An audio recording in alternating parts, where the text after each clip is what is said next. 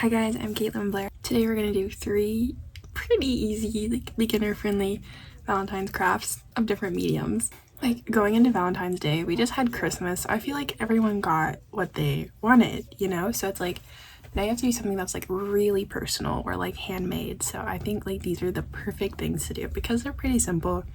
They don't cost that much to do, especially if you have the materials, and these are made by a lot of materials that you can reuse or have things just around your house you can do. First, we're going to do a keychain or an ornament. I have a Valentine's tree. Will probably end up an ornament on my Valentine's tree, so I'll put a keychain closure on it so that it can be used as a keychain, and then I can gift it to someone if I do so desire. Then we're gonna do a heart-shaped pillow because I think they are so cute, and I've made some before, but they were way too small because I underestimated how much fabric I would need. And finally, the last thing, a little drawing or a painting of a place particularly special.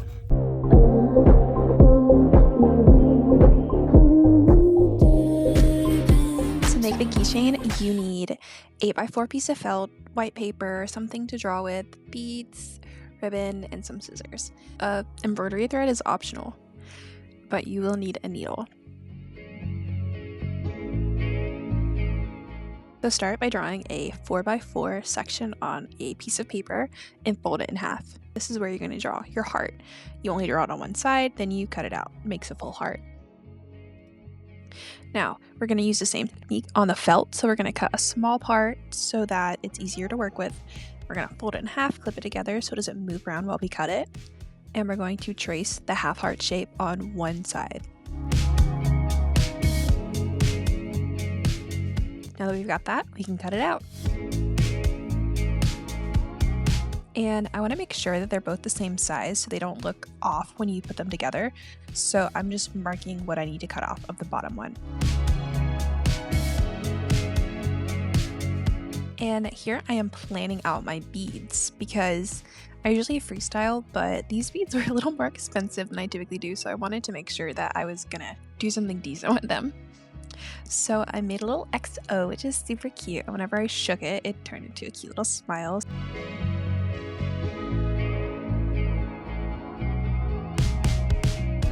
I marked where my beads want to go, and I'm using my ruler to measure out about 5 or 6 feet of thread.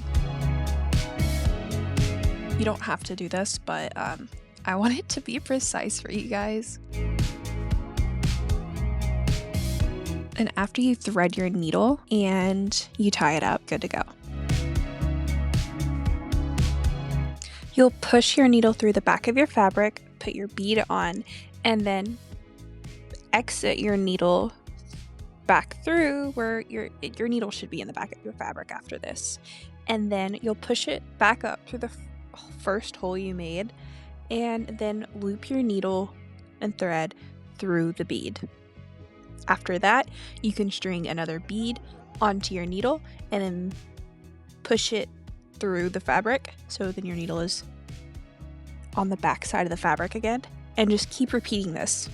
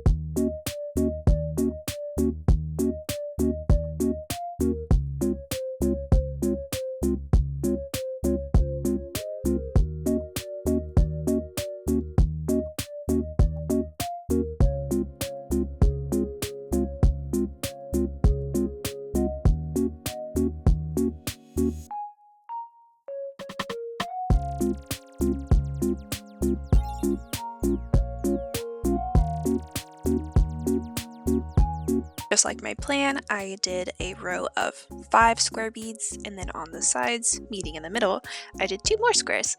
So it looks like a pretty equal X. After I finish, I do go back and straighten them up with my finger. You can run your thread straight through all the beads again and push your needle back through the felt so that they do stay in place and they straighten up a little bit, but I didn't really think it was necessary for this. I did go through every single bead and make sure it was secured tightly. And we just tie it up on the back. Typically, if I'm beading a large area, I don't do this between each design, but because it is a letter, I really don't want things to start falling apart because then it wouldn't be XO. And I recommend doing this. Whether you're a beginner or not, it makes it so much easier. And you know, these dots are going to be hidden. So basically for every dot is where I'm either going to push my needle through or send my needle back through. See how I went through the first hole, went back down the second hole, and then I came back up the second hole, and now I'm going to go down the third hole. And I just keep repeating that to secure these beads.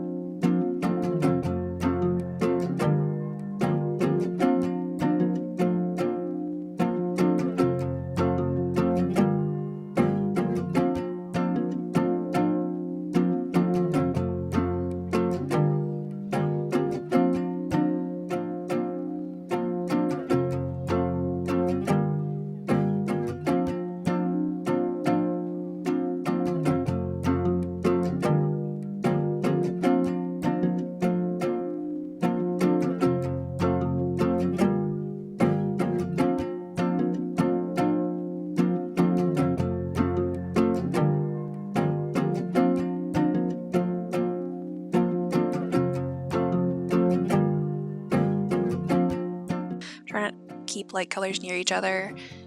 I just want it to look like these beads were sprinkled on in a very cute random pattern.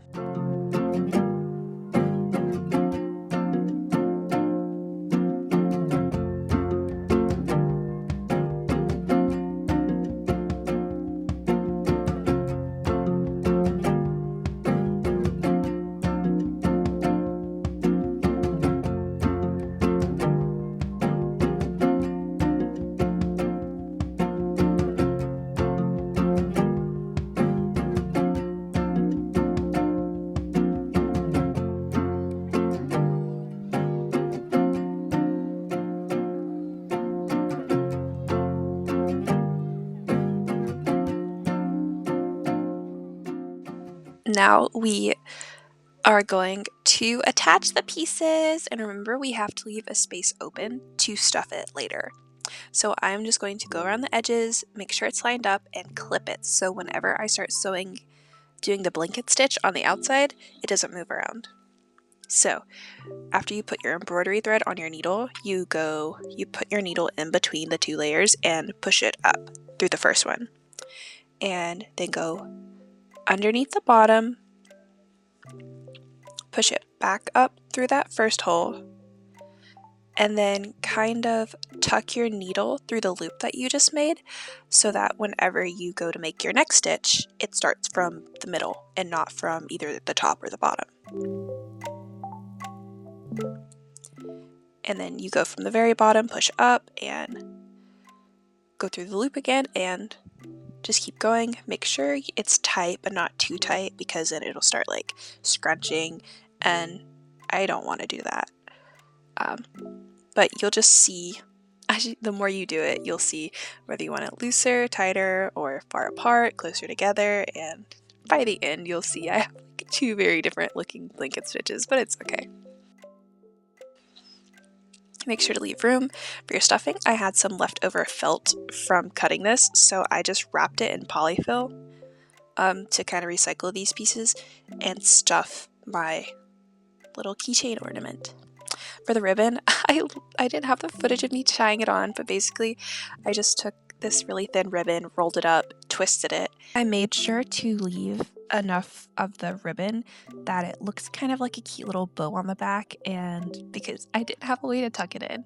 Sometimes whenever I make these, I do insert the ribbon as I'm stitching. For this next part, you need a yard of red fabric and a yard of gingham red fabric. You'll need some sewing clips, a sewing machine, or a needle and thread. You can hand sew this. I think my first project ever was hand sewing a pillow. Not this kind though. I used my measuring tape to figure out the perimeter of the heart, and then I multiplied that by 4.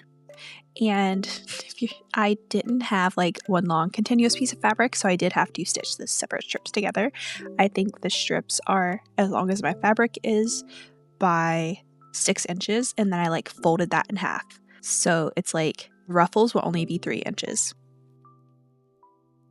Right side to right side, and sewed it together so that the stitching will be hidden on the wrong side.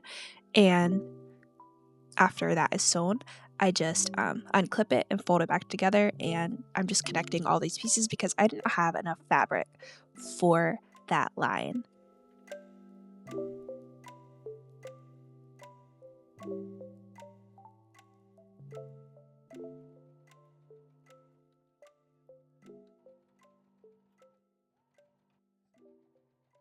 To ruffle your fabric, you need to set your tension 0, your thread position to like as far apart as you can get it, which is like 4 on my machine, and gently hold your thread before it feeds into your needle. Like keeping it tense, like don't hold it too tense, and like don't just like hold it the whole time and don't let any thread through, because then it's like your thread will snap and you'll have to reload your machine. And I know a lot of people hate doing that. Here's a close-up of my machine making ruffles because I am holding the string up top.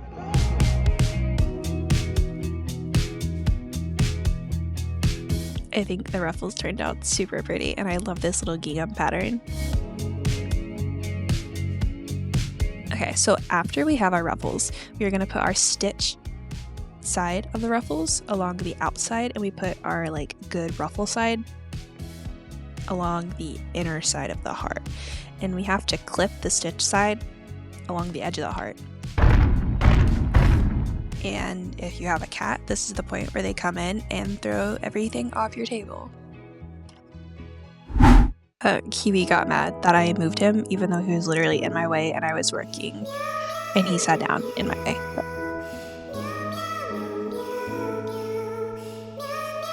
You know, whatever. So here I am finishing clipping the stitches to the edge of the fabric.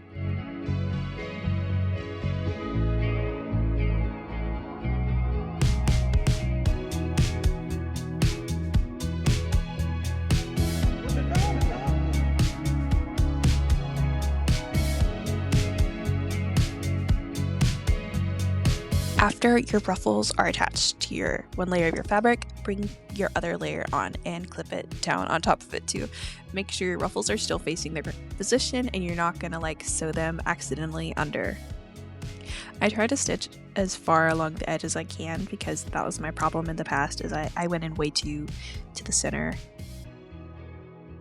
Now you can flip your pillow inside out and it should have lovely, beautiful seams done. Make sure you left a hole so you can stuff it.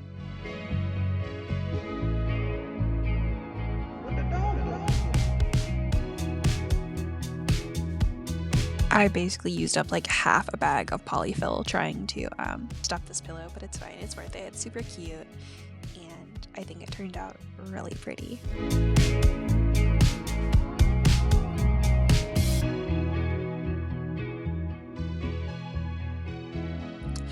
After you're finished stuffing it, make sure you sew up the edge or your stuffing will fall out. I'm telling you this because I did not properly stitch mine shut and stuffing did come out great.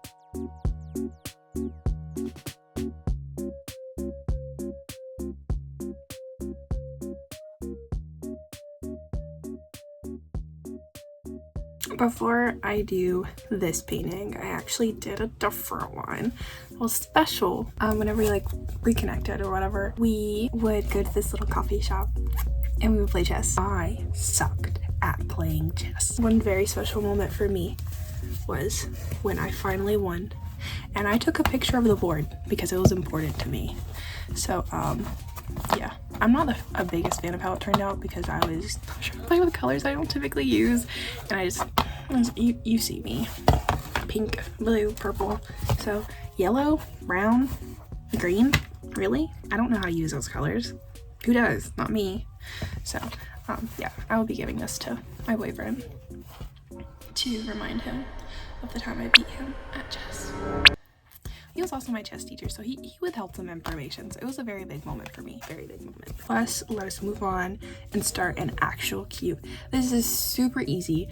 So for this one, you can use the cheapest paints you can from the craft store, and because I really love, I don't know if I'll ever try oil paints because I just love acrylics. I love how I love how they blend. I love how you can layer them. I love how they dry fast. I love acrylic paint. So how I use these was I really diluted them with water, and so like the first layer was just like mixing like the whole way. Like I think beaches and sunsets and skies are just the easiest things to paint. Maybe not in a realistic way, but you know, trying to replicate all these colors and stuff is just so fun whenever you can just like, and it's there. It feels like you're really just have a magic paintbrush and that's happening, like in the Barbie Rapunzel movie. That's what it makes you feel like whenever I use acrylic paint. So I'm gonna show you how to do that too because I love the feeling that gives me. So I take some yellow, some coral, red, like a very rosy red, purple, and some white, and I kind of mix this very lightly. Like all of these paints are very watered down. Like I'm not putting very thin layers on, and I'm just going like horizontally, taking my brush back and forth across the painting, maybe lifting it up in some places, maybe not, just to create a variation in texture. Then I go in with a much smaller brush and I go on with less diluted, thicker paint so I can give some shadows to the waves and to the clouds above. And then I use a fan brush and I dilute it with white and coral to make kind of like a shimmering light on the waves. And I use a rosy red to paint these little V-shaped birds, and I hide some little hearts inside because of course it's a Valentine's Day painting. And I love adding sparkles. No matter what I am painting, I am going to add some sparkles. So I am adding some all over this water, and I just think it looks so cute and magical. But it was very simple. Like it took me like 15 minutes to do this, maybe.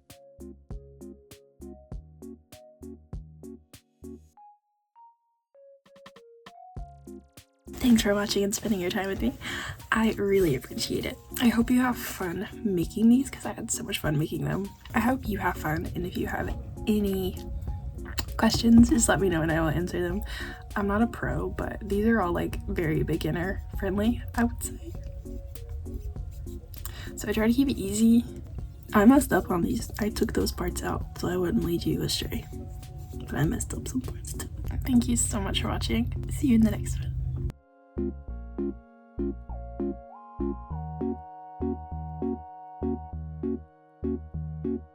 If I had a superpower, it would be to be able to measure stuff with my eyes.